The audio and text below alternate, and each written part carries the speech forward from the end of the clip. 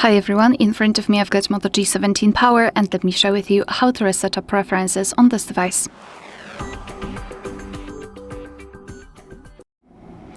So let's begin with opening the settings, and here we have to scroll and find the section apps.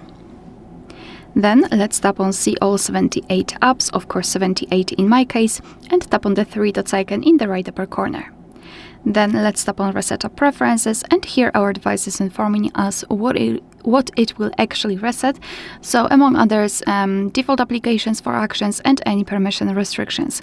What's more, no worries, you won't lose any app data, so just tap on Reset Apps, and basically this is it. Alright, so that will be all.